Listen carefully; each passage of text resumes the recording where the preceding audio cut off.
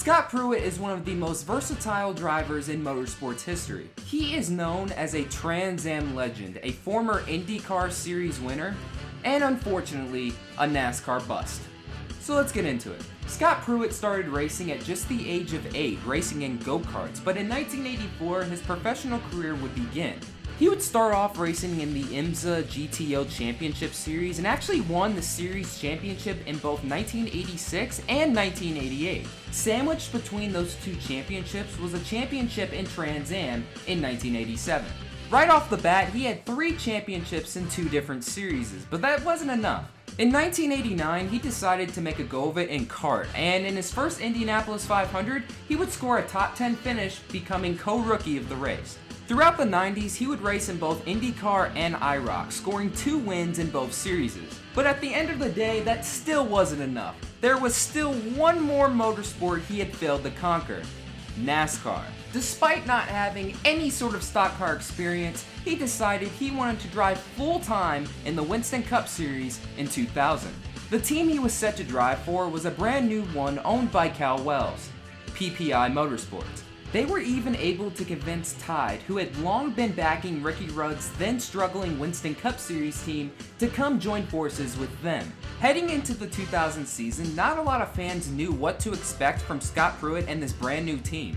Although he had no stock car experience, some felt his veteran presence in motorsports would help move this team in the right direction.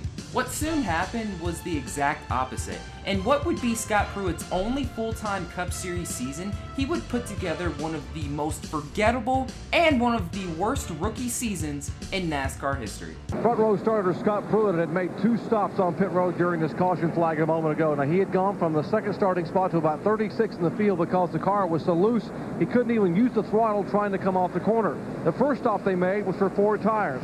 The second stop they came in, they unhooked the rear sway bar. Ray Evernham, you can explain what that does, but there's Doug Reichert, the crew chief. He made the call to completely unhook the rear sway bar to try to help the race car, which is just slipping and sliding all over the track. Crash behind you, crash behind. Over on the backstretch, Scott Pruett into the wall. I don't know about that, Bob. I don't see a lot of damage. He might not have. Well, he did hit the wall on the left side. Sorry. This caution coming out on lap 183. It's our 4th caution of the afternoon, and there is the damage on the left side of the Tide ride for Scott Pruett. 2 rookies lead the field, Scott Pruett and Dale Earnhardt Jr. with Steve Park in 3rd. Here comes the lead. Earnhardt Jr. going to turn 3. And the crowd goes crazy on the front straightaway. They really pull for Dale Earnhardt Jr. He's got a lot of pressure right now, Steve Park, and he's got he hits him and turns him around. Caution is out, and everyone else will drive through that smoke screen to the caution flag as Steve Park and Scott Pruett make contact. Steve Park just barely touched him as they were out of turn 4 there, and it was just enough to turn him there. Doesn't take much of a touch at that point of the racetrack. You're almost out of control anyway, and just a little bit of a touch, and around he went. That's too bad. Scott Pruett had his best run going of his NASCAR Winston Cup career. Right in the back, we see that Pruett runs up behind Darrell Waltrip, and Spencer runs in the back of him, spins him around, and then the 2 cars kind of get hooked together and can't come apart. Whoa! Right ahead of Stewart, we have a big mess as Scott Pruett and who else? Jeff Burton and Jerry Nadeau. Those guys a lap down. Let's see if we can figure out what happened here. He gets hit from behind by Mike Skinner, basically right in front of Jeff Burton and Jerry Nadeau. Yeah, they had nowhere to go. Okay, we'll watch it again here. Kyle Petty's also lucky to get through this. Oh, man. You fit 4 cars there where 2 ought to go. I don't know how they did that. Oh, no! We have a problem. And it's the crash that we had hoped would not happen. And look at the mess right here at the start-finish line. Too numerous to count. I mean, there's just nowhere to go. The 32 car, right there is where the trouble's going to start. He makes contact with Robbie Gordon.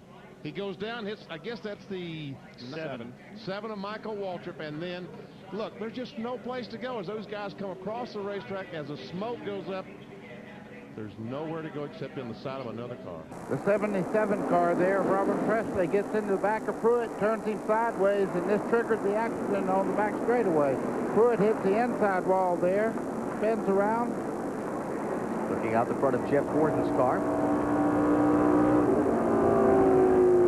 That's how much you can see when you go through a wreck, too. Can you imagine that at 180 miles an hour? One more look. I'm not sure he didn't get a little help there. I'm not sure if Mr. Bliss might not have nudged things along just a tad. And I know Dave Blaney in the 93 going by on the high side. Please don't make it number 4. He had 3 cars torn up this week. Watch Blaney, you're riding with him. Where do you go, folks? Nice job, Dave. And Scott Pruett is now spun as well. So Scott Pruett spins also. And here come problems for Mike Bliss. And Stewart now sets his sights on the leader of the race, Scott Pruett, as they head for the hill once again. And Stewart is right alongside him, and Pruett has to hit the brakes. And Tony goes around. Up the hill here. And Burton gets back in front. Here goes Gordon trying to take the lead. And Scott Pruett is also off. Well, let's see, is he going to be able, it looks like he's rolling, just waiting for traffic to get by. He might be able to go again if he can get an opening in the traffic. Yeah, he gets traction, so he'll be able to go, so no caution for him. Those running first and second get off course, and Gordon's got the lead again. And Scott has driven into another tire barrier, this time deeper than before, and so the 4th caution of the afternoon will come out. Jerry? Well, Scott Pruett radio just prior to going into that barrier a moment ago, he thought he had a tire going down after possible contact a moment ago up there in turns 2 and 3, and apparently he did have a tire going down. He just now said on the radio, I think I cut a tire or blew a tire, and had no control over the car. He's obviously wedged pretty seriously there into the tire barrier, and the caution flies once again. From trackside.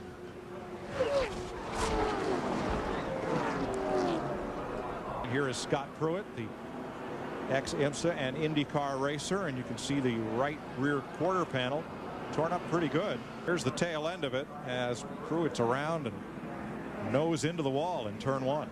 Wow. The right rear tire looked down, but not sure if that was what precipitated the accident or the result of it. Well, he had some damage to the car to the right rear corner in a wreck previous to this, so it might have been something related. And there we see Pruett sliding across the wall with the left rear, the left side. Let's see if we can see what happens. Well, he and Scott Pruett go up the wall, up the banking together. Wally Dallenbach in the car number 75 also spins into Pruett. And look at that car come down across the racetrack, burning.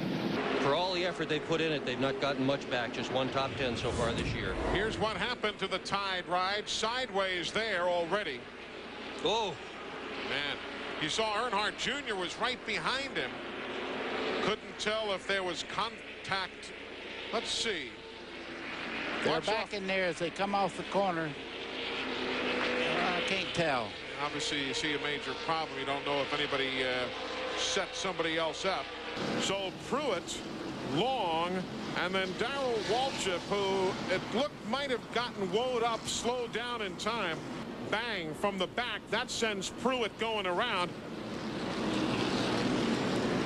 And that silver car was Sterling Marlin that made contact there as they started out of turn 2. The spinner coming off the corner there. Problems off the corner. That's Scott Pruett. And caution is on the speedway. Caution is on the speedway. Scott Pruett spins lap number 36.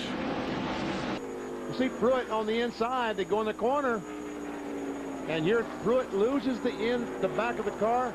I guess he just barely touched the 96 as he was trying to correct the car, turn it back to the right, and just barely touched Houston to send him into a spin.